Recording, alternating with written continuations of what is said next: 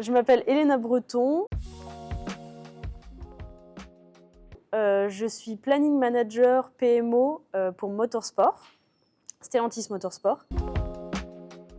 Ce serait coordination, pilotage et multitâche, parce que ça va bien au-delà de juste planifier juste un planning. On vient s'occuper aussi de l'approvisionnement des pièces.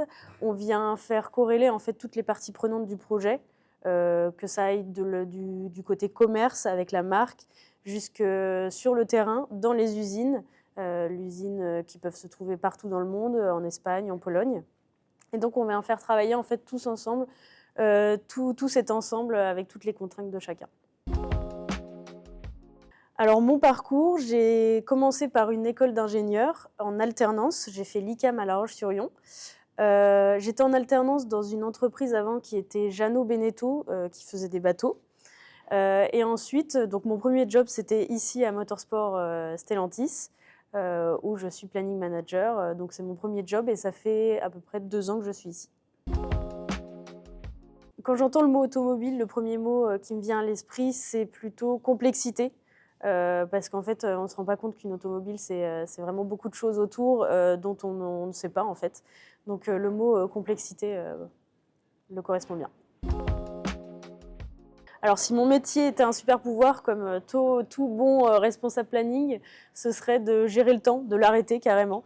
Parce que parfois c'est très compliqué de tout concilier, donc vraiment arrêter le temps, ce serait génial dans mon travail. C'est finir mon premier projet, qui était l'Ancia HF. Je l'ai même fêté en Espagne, parce que j'ai beaucoup travaillé avec l'usine qui était en Espagne. Et donc, on a tous fêté ça autour d'un verre, et c'était génial d'aboutir enfin le travail de 1 an et demi.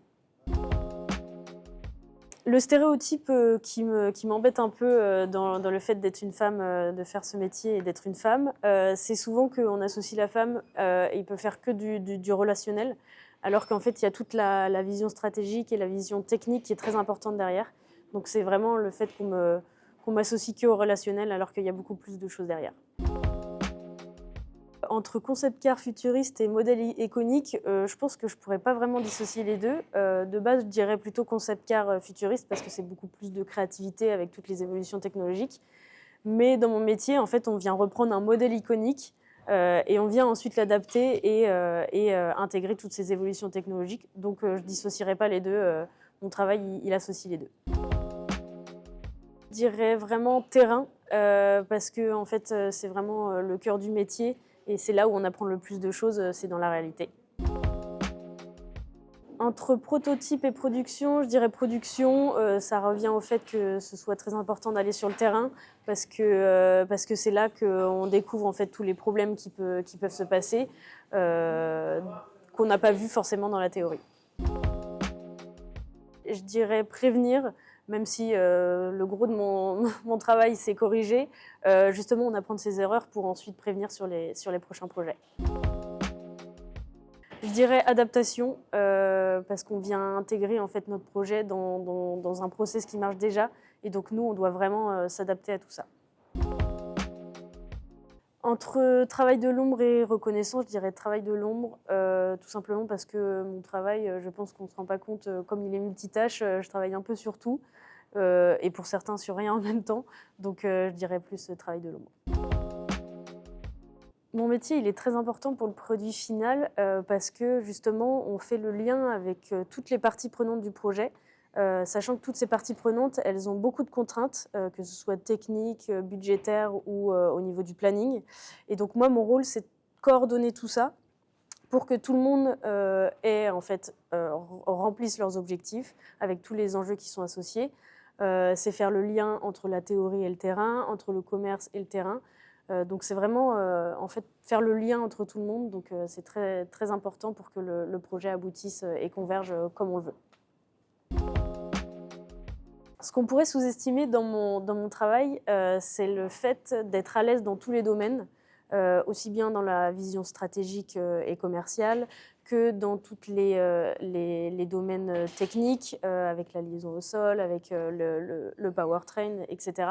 Donc on doit vraiment avoir des notions dans tous les domaines Et c'est ça qu'on pourrait sous-estimer.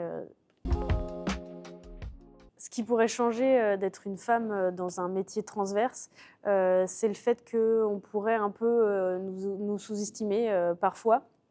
Mais je pense que le relationnel est d'autant plus bon parce qu'on apporte un regard nouveau et un regard un peu différent par rapport à tous les hommes qui constituent le métier dans l'automobile. Il faudrait déconstruire un peu les barrières qui n'existent pas vraiment. On peut très bien travailler en tant que femme dans l'automobile. Il n'y a personne qui nous l'a empêché et ça se passe souvent très très très bien. Donc vraiment, c'est ne pas se poser des barrières qui n'existent pas dans la réalité.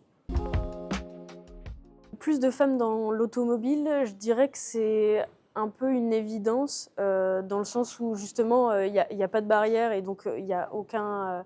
on est autant légitime que les hommes que de travailler dans l'automobile. Ça se voit aussi très bien dans, par exemple, l'usine dans laquelle j'ai travaillé en Espagne, où la plupart des responsables sont des femmes et ça roule très bien comme toute autre usine, donc vraiment, il n'y a aucun problème.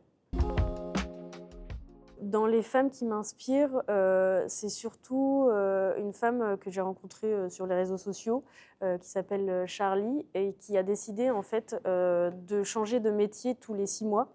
Et donc je trouve que sa persévérance et son adaptation dans tous les métiers et surtout la passion qu'elle met dans tous ces métiers est super admirable. Donc je dirais que c'est elle qui m'admire le plus. Je dirais qu'il ne faut pas se poser de questions en fait. Il ne faut pas se dire est-ce que parce que je suis une femme je peux aller dans tel ou tel domaine. Il ne faut vraiment pas se mettre de barrière et vraiment pas penser à ça et aller là où notre cœur nous emmène.